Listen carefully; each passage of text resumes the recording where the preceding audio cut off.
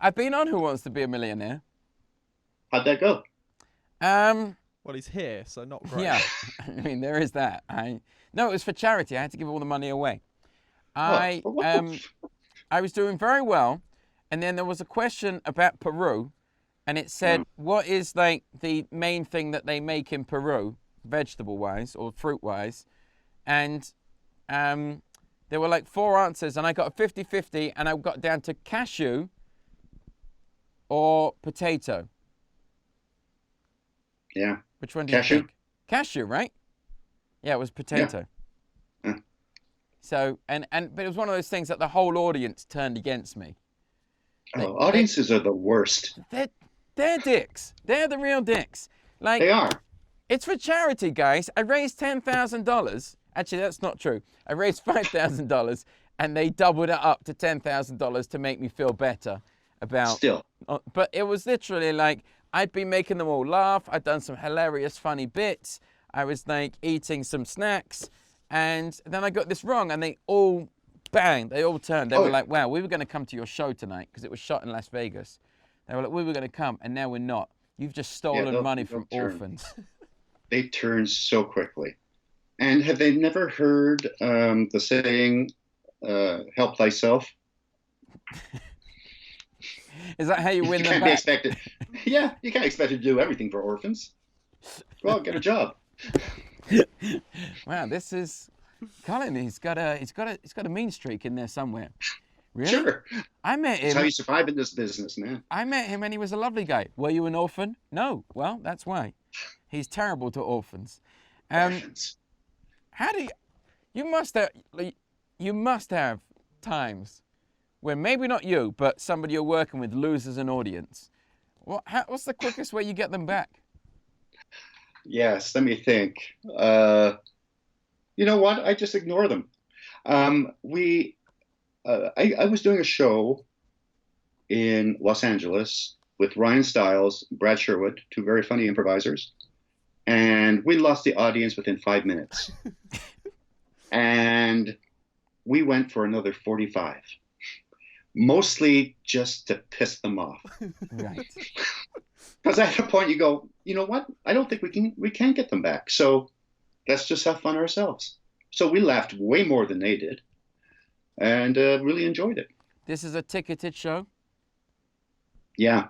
Oh, it's the one. I feel so bad when people have come to a general show and I happen to be on, and they're like, "Oh, we don't like Piff the Magic Dragon." I'm okay with that. I'm like, all right, fine. You know, there's somebody else coming on afterwards. You'll get over it. But when people have hired a babysitter, they've like been looking forward to this weeks in advance. They get all dressed up. They come out to the show, and then I lose them in 5 minutes. I'm like, oh no, you poor I just feel terrible. I do have a heart inside. Yeah. Yeah. My thing is, you took a chance on the show. You lost.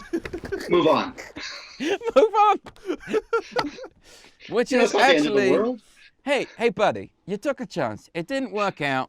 Move on. All right. No, don't blame me. I mean, you can't move on for the next 45 minutes to 70 minutes of your life.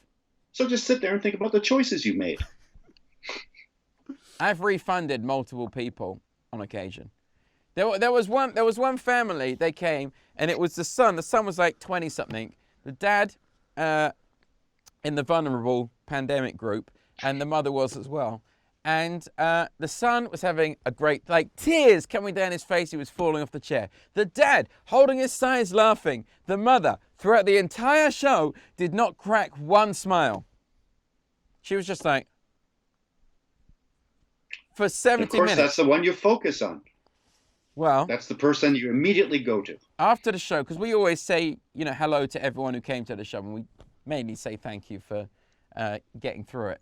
But the son came up to me and I said, "Hey, thanks so much for coming. Can I just ask you, your mother hated the show, right?" And he was like, "What? No, she loved it." And I said, "Well, she's not here. Your dad has like clearly taken her away to try and make things up. So she hated the show, right?" And he was like, yeah, she really hates you. I mean, she just doesn't, why? She just doesn't get why you're so mean to children. I mean, they're crying.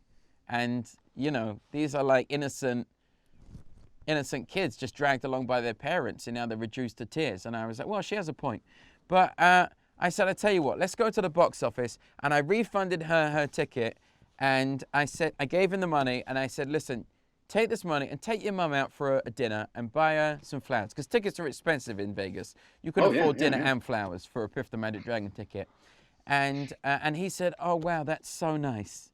And I said, the only thing is, just tell her it's from me, Piff the Magic Dragon. And I'm sorry she had a miserable evening. And the main reason I did it was because I know that she wants to hate me, but now she can't because she's having a delicious food and she's got lovely flowers from Piff the Magic Dragon. So everyone who's like, oh, do you like Piff the Magic Dragon? She's going to be like, well, he did buy me dinner and flowers once, but I really hate that guy. One would hope she would tweet about it just to show Roger Wand how wrong he was. Yes, one would hope. Another time, a woman came and an 8-year-old child threw Mr. Piffles into the audience. And, like, you know, my stage in Vegas is like a couple of meters off, 2 meters? No, like a meter, right? A meter, yeah. A meter off the stage. So that plus my height. So what's 1 meter plus 1 meter? 2 meters. So this dog, the kid, like, threw the dog into the air. So now Mr. Piffles is at least 2.5 meters above ground level. And this woman in the audience, she stood up and she caught the dog over her head and she sat down. And I said, oh my God, thank you. You've just saved the life of Mr. Piffles, AKA my financial support dog. And I said, I would like to offer you tickets to the Piff the Magic Dragon show for life. And she said, I'm good.